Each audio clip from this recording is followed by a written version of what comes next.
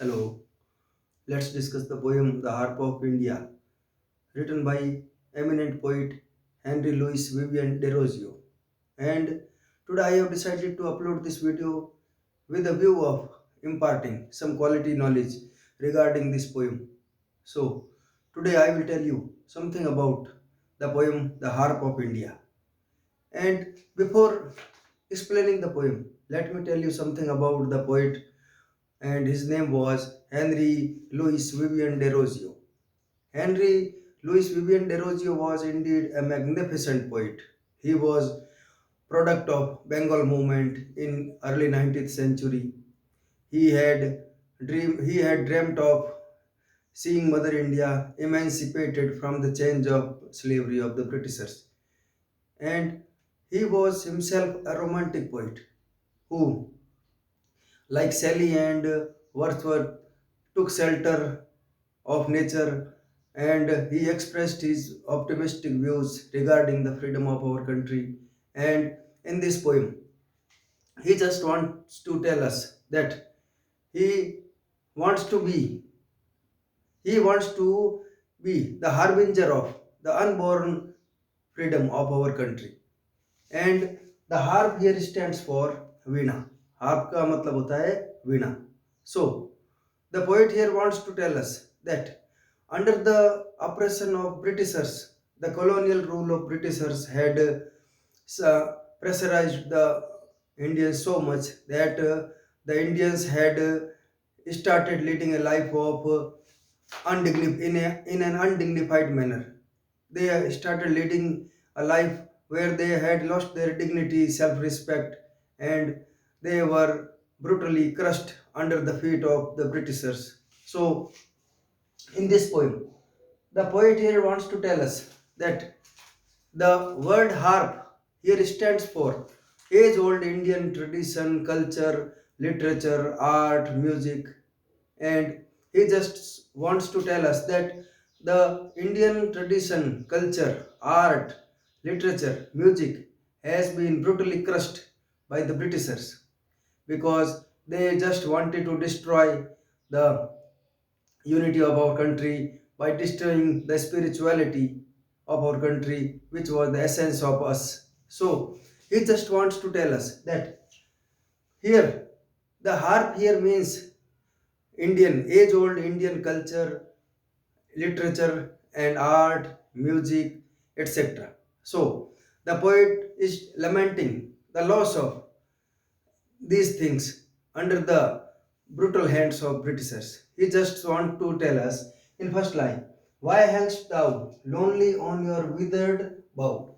Here, he is trying to tell us that the harp is hanging on the tree and is on withered bough. It means that hangest thou lonely. Lonely here means that the Indian culture and all these things have been forgotten. So lonely on your withered bough. And the as the tree has as the one bough as the one twig of a tree has been withered due to some kind of calamitic situation. But one thing is sure that one bough has been withered, but it does not mean that the entire tree has been withered.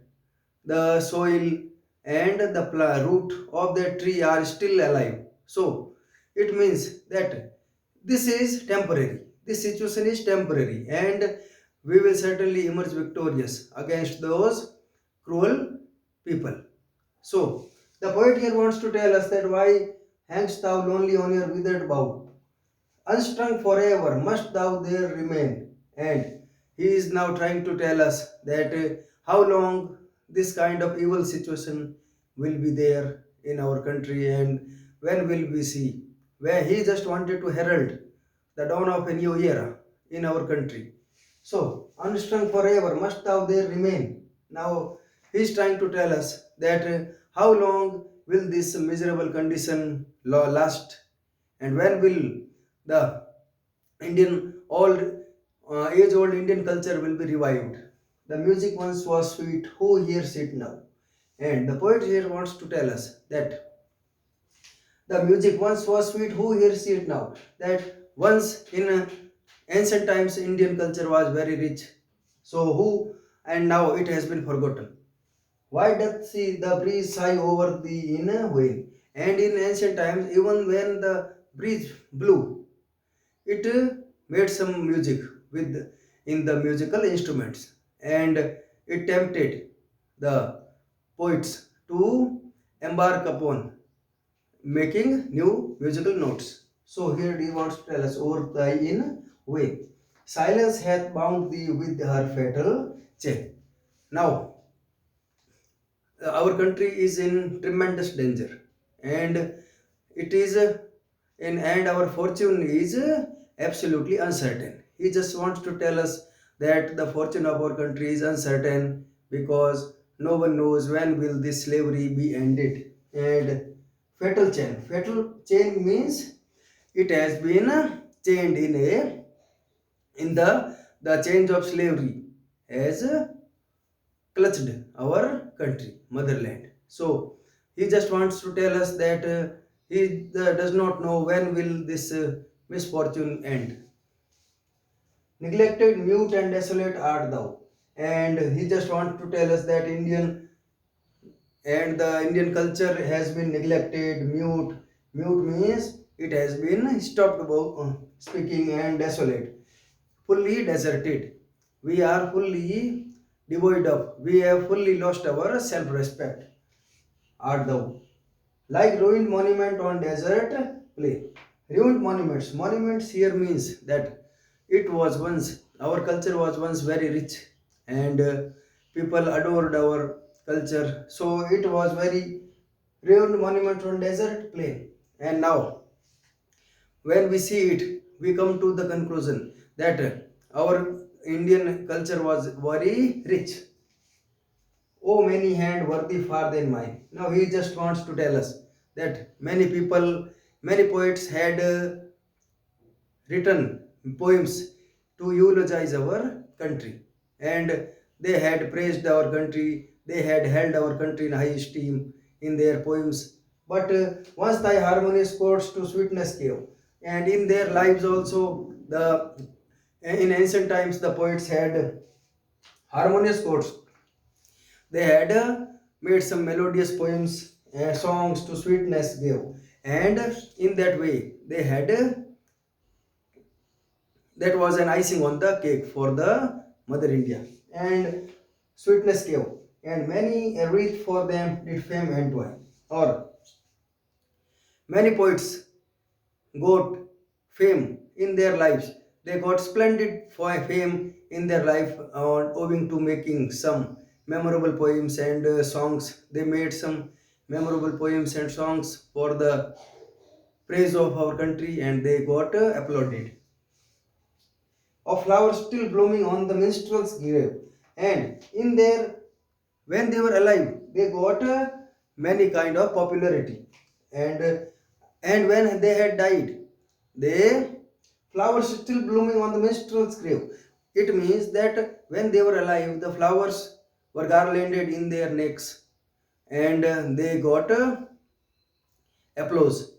And when they had died, the same flowers were used on their graves. It means when they had died, even though their poems made them immortal, and the people kept listening to their poems and they became immortal. Those hands are cold, those people have gone to meet their makers.